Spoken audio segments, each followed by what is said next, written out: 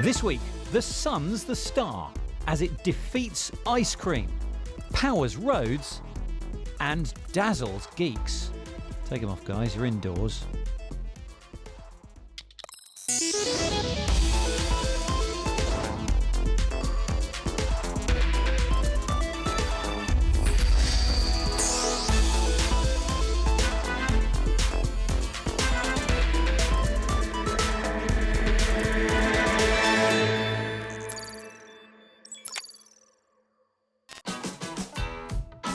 They're ugly, huge, and they ruin the landscape.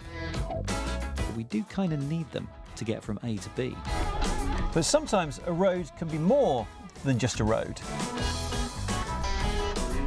And that's the idea behind a French government-backed initiative using the massive space given over to the transport network to also capture the sun through solar roads. I mean, look at this road. What's it doing right now? It's looking straight up at the sky. And it's estimated that even busy roads can see the sky for 70 to 90% of the time. But it's not all plain sunning. The problem with putting photovoltaic cells into roads is the slightest bit of pressure, the slightest bend, and... So the cells are stuck onto slabs and covered with crushed glass and a translucent resin. At the facility near Versailles in France, these 7mm thick panels are being tested for their strength and durability so they can withstand heavy traffic, as well as ensuring that they aren't slippery. We have the cell, and on each face we added polymer to increase the stiffness and the durability of the cells itself. So do they bend, or are they resistant to bending? Yes, of course they bend, but just a little bit, so it resists. And they are pretty strong. I'm a geek, okay. I can't open a jar, let alone bend a piece of road. All right, okay, can I smack it on the... No, because not sure in the corner, you know. The costs, though, are proving high. Although the panels can be laid over existing roads, this 1 kilometre stretch in Normandy covering 2,800 square metres came in at €5 million. That's an estimated 4 to 6 times the price of covering the area with conventional solar panels. Currently, yes, of course, the cost is quite high. The aim is to divide by 3 the current cost. It will be within at least 1 year. After considering the interest, it's really a political approach. Critics have questions about the viability of panels on busy roads and the efficiency of laying panels down flat on the road surface. The angle or the tilt angle of the panels will also influence the efficiency. If we have it lying on the floor, on the road, then we are influencing that tilt angle. One possible advantage of having the panels flat on the ground is that in the future they could be used to charge electric vehicles as they move along the road. And charging vehicles as they move is another idea on the horizon. Developed by Qualcomm Technologies, this 100-metre stretch of dynamically charging road is also being trialled in Versailles. I do like the idea that although the road networks have obviously been a major source of the planet's pollution problems, they could also be, in the future, one of the solutions to the planet's energy crisis. And with the UK government phasing out diesel and petrol vehicles, renewable transport solutions like this might just be the ticket. Stationary induction charging works like wirelessly charged phones, producing a magnetic field that's converted to DC power. Though this technology's been with us for a while, dynamic roads are an exciting development. How accurately do you have to park this thing so the two pads are aligned? Sure. At the moment we're talking about an area the size of about a dinner plate. As long as that's aligned on both sides, you should be able to send the charge through that. You have a line of these on a road and you simply connect them all up, and that would effectively give you a charging road. As long as the car was obviously aligned with that and the technology was all linked and synced up, the car could actually charge while it was driving along using exactly the same principles and technology. Critics, though, worry about the infrastructure cost of dynamically charging roads. Others point to the rapid developments in electric vehicle battery capacity that may remove the need for electric cars to charge while on the move. But if solar roads can be made cheaply enough and withstand heavy traffic, this could be one to watch in the not-too-distant future. It's not just roads which will be changing in the future, the cars that travel on them will be changing too. There's a good chance that lots of cars in the future will be self-driving. The technology to allow this is improving all the time.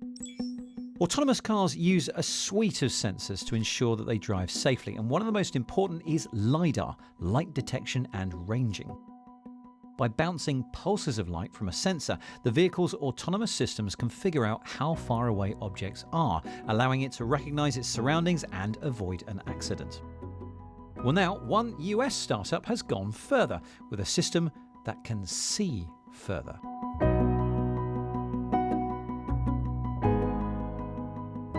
Or start to look more like a camera image almost in 3D rather than just, a few points. And that's why as I'm zooming around here with this virtual camera, you can start to make out objects like cars and people and bikers and other types of things. And you can see there's sort of stripes on each object, like a topographic map of the scene around it.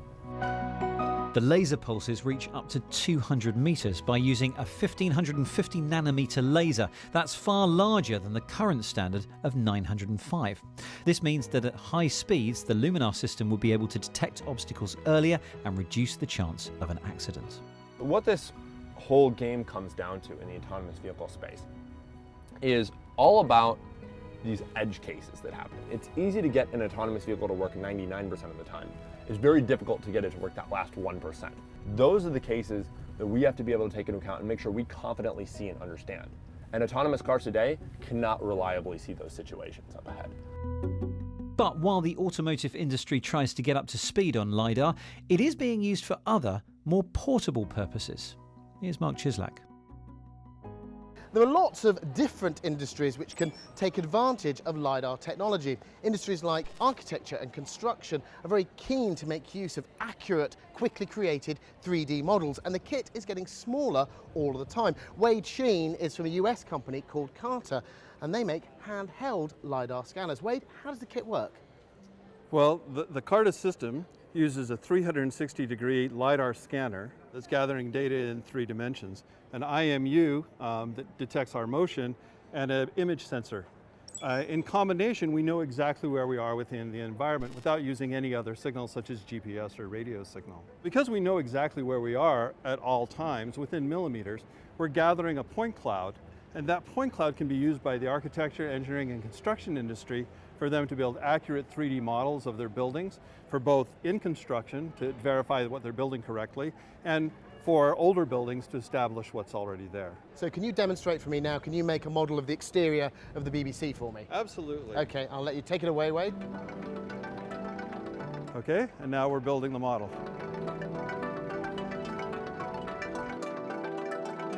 The red lines we can see on screen here are harmless laser pulses from the scanner bouncing off the surfaces of the buildings. The more that Wade walks, the more data he captures. And that's all there is to it. 24 million point cloud dots packed together to make the finished 3D model, which is an 100% accurate rendering of the area that's just been walked through, made in just 2 minutes. And then we'll start building the point cloud. Then we're free to move. While this scanner is designed for outdoor use, there's a specially adapted version of the same tech used for scanning indoors. It builds internal 3D models just as quickly as the person wielding its legs will carry them. And while this technology has been designed for industrial use, there's a certain beauty to the images that it creates.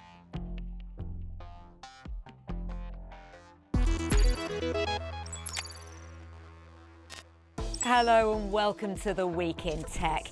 It was the week that the script for an unseen episode of Game of Thrones, as well as those from other HBO shows, was leaked online by a group of hackers. A new version of Bitcoin was mined for the first time as the cryptocurrency split into 2, and the US Navy's launched its first fighter jet powered by electromagnetic energy. The high-tech, high-speed Hyperloop One has completed its first journey, a test that propelled this pod through a tube in the Nevada desert at 192 miles per hour, edging closer to its eventual aim of one day transporting passengers at speeds of up to 650 miles per hour. Meanwhile, a security researcher managed to hack an Amazon Echo, making it possible to remotely stream audio from someone's device. The attack could only work on pre-2017 versions though, and physical access to the Echo is needed first. And finally, the team behind the handheld spray printer painting device, which we showed you a couple of months ago, have developed a robotic version that made it possible to paint this giant masterpiece on an abandoned power station using 5 different colours at once. The sky's the limit.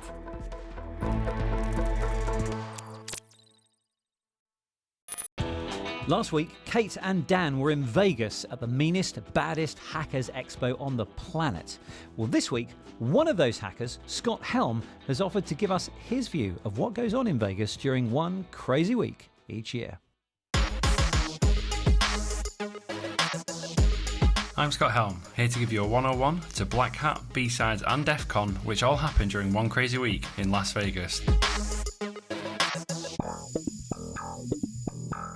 This is a very, very popular course. We've got some of the latest stuff that we found in our own hacking that we do for clients, and we put it into the class. The good guys have got to learn it because the bad guys already do. I've embedded some code into the page, and then when you load the page, it puts that message up that it's not supposed to do. It was a nice kind of introductory level course. So obviously this could be used for harm, and the flip side of this is, if you were setting up to be a cyber criminal, would you come to a formal conference like this and register to do a training course under your name, or would you go and learn how to do this on the dark web somewhere else? I don't think we would really expect to see criminals coming here to learn how to be criminals. So we're in the vendor hall right now. This is where all of the different companies have their stands. They can demo their products. This represents what a TiVo do inside your network, in that an attacker now doesn't know where the real target is and which one to attack. I don't know where to look. Just tell me if I'm doing it wrong. This in the front, hang on, wait a minute. 1, 2, 3, go, top 3 tips. We're in the desert, drink plenty of water, get a goodie bag and fill it with swag, and don't use the Wi-Fi.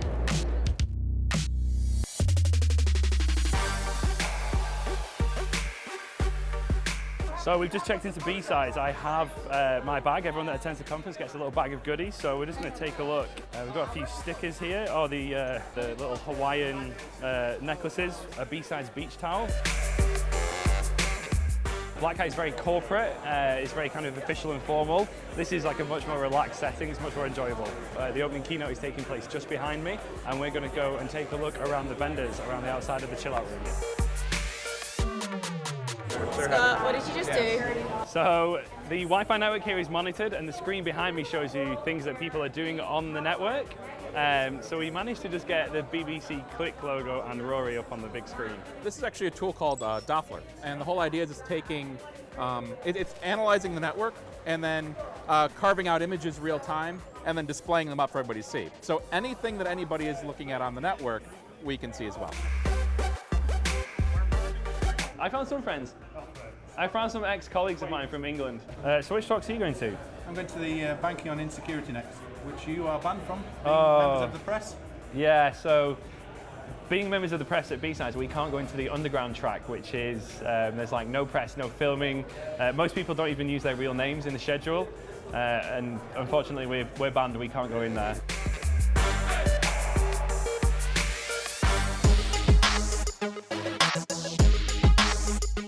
It's like a party in here, I can't hear anything.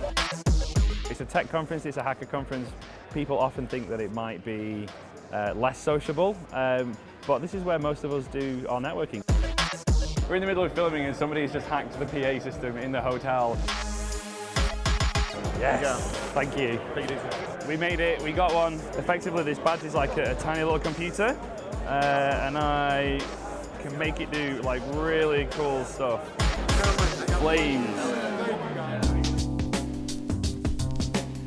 Yeah, we've come to the chill out zone just to take a little break. I bumped into an old work colleague and friend of mine, Andy. He's a goon here at Defcon this year, and most people probably won't know what being a goon is. So being a goon is basically the enforcement of fun. So we were walking the corridors earlier today and we heard some numbers being thrown around that in the region of 50 to 60,000 attacks a day are launched against the Defcon network. Is that accurate? Can you... It's what you would expect of a hacking conference's network. There's no official challenge, but hackers gonna hack. Federal agents attend the conference dressed in plain clothing. There's 30,000 people here. It's easy for them to blend in, and there is a running competition every year to try and spot and identify federal agents. My guesses would be they're looking out for people they may need to keep an eye on. And the other side of that is talent acquisition. So we're watching somebody get their first implant. Are you nervous? Yeah, a little bit. I'm kind of wondering how much it'll hurt. Oh, that felt weird. I'm going for the NFC chip. Now I'm going to apply a little bit of pressure. It was literally like something poking around inside my hand. My front door lock at home, I'm going to replace it with an NFC lock, and it will sense the chip in my hand and unlock my door for just me. When you're at Defcon, you just never know what's going to happen next. It could be a complete surprise.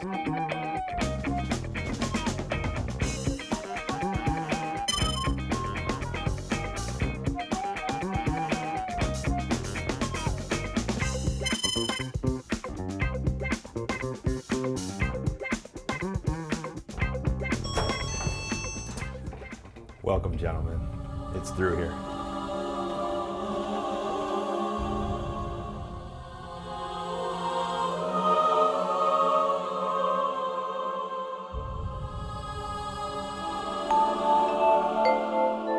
Scott and I have been exclusively invited for a first look at this black box.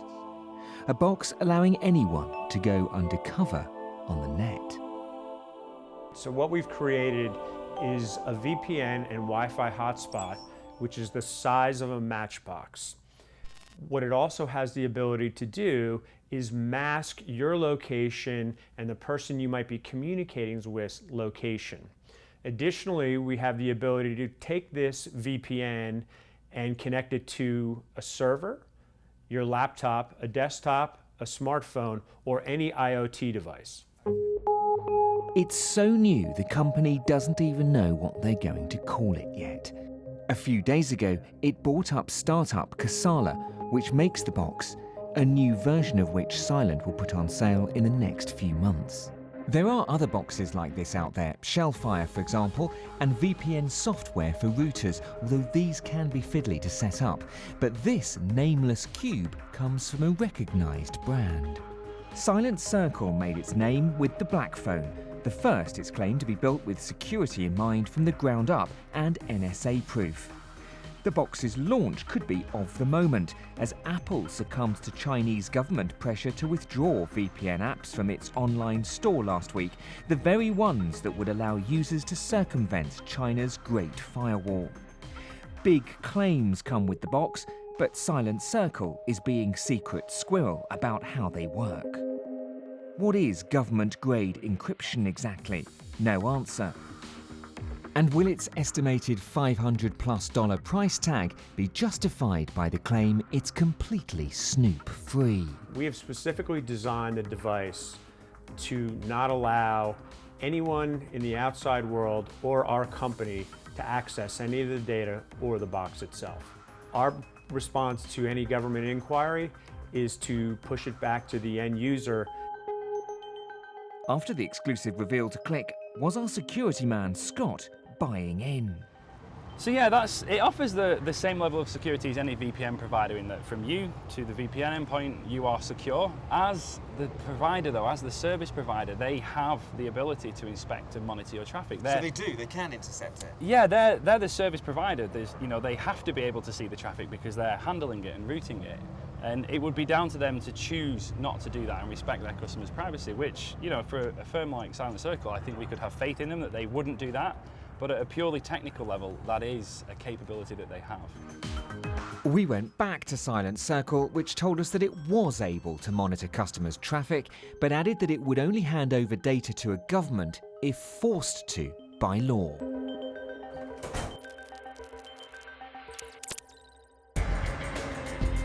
This room is full of people trying to break the encryption we rely on every day.